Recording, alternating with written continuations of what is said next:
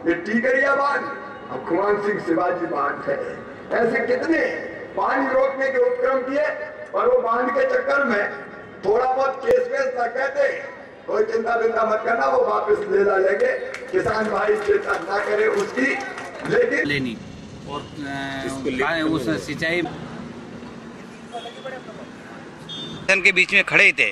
उस बीच में प्रशासन और गांव के लोगों के और पुलिस के बीच में झड़पें हो गई तो उसमें भगदड़ मच गई। भगदड़ के बीच में सारा विवाद हुआ और उसमें उन नेताओं के साथ में 110 लोगों पे कायमी हुई है। उसमें चार लोग प्रमुख हैं। उस 4 लोगों के साथ में 110 लोग हैं, पर लगातार 4 बार शिवराज सिंह आया और शिवराज सिंह ने मंच से घोषणा करी कि मैं इन लोगों के ऊपर कायमी हुई है, झूठी हुई है, मैं मध्य प्रदेश शासन लेवल पर इस प्रकरण को ख़त्म कर दूंगा और इनको ये निर्दोष है। पर वो कुछ नहीं हुआ और अब ये सुनने में आ रहा है कि इन लोगों को जमानत करवानी पड़ेगी और ये कहीं न कहीं ये मुद्दा भारतीय जनता पार्टी के लिए भारी पड़ेगा। और भारतीय जनता पार्टी के लोगों में, वहाँ आसपास के लोगों में इस बात का आक्रोश है कि इन लोगों पे झूठी कायमी हुई है और अगर ये यथास्थिति बनी रहेगी तो बीजेपी को बहुत बड़ा नुकसान उठाना पड़ेगा। एक किसान और प्रशासन के बीच ऐसी स्थिति बन गई थी जहाँ पर प्रशासन ने किसानों के ऊपर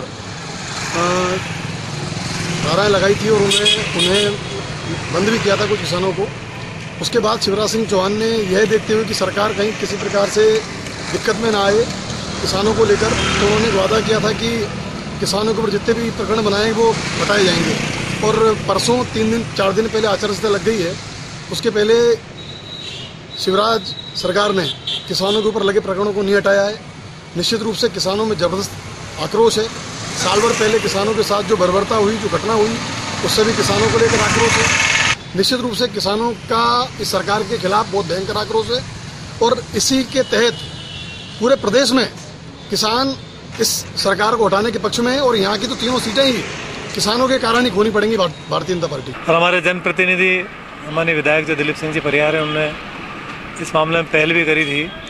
अब कहीं उसमें छोटी मोटी कमजोरी रह गई, इस वजह से कहीं वो मुकदमे वापस नहीं हो पाए। शिवराज जी ने हाँ भरी थी। अब चूँकि शिवराज जी के पास कोई नहीं, बस अकेला तो है नहीं, पूरा प्रदेश भर है। वहाँ सही तरीके से वहाँ पहुँचना चाहिए थी, वहाँ बार बार उनको याद दिलानी थी। इधर चुनाव का टाइम आ गया था, लोग पार्टी के काम में लगे थे, विधायक जी पार्टी के काम में लगे थे, दूसरी बहुत सारी चीज़ें चल रही थी।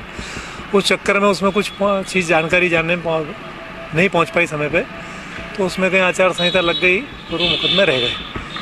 निश्चित रूप से वो लोगों के साथ अन्याय हुआ है और उनके मुकदमे बिल्कुल वापस होंगे। और जिन लोगों में मुकदमे कायम, वो भारतीय जनता पार्टी के कार्यकर्ता है, न कि वो कांग्रेस के कार्यकर्ता थे चुनावी मुद्दा।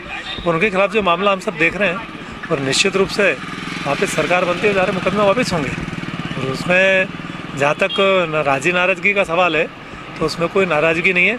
थोड़ा सा आक्रोश जरूर रहता है कि समय रहते हो जाने थे, वो कुछ किसी चूक के कारण नहीं हुए, आगे हो जाएंगे।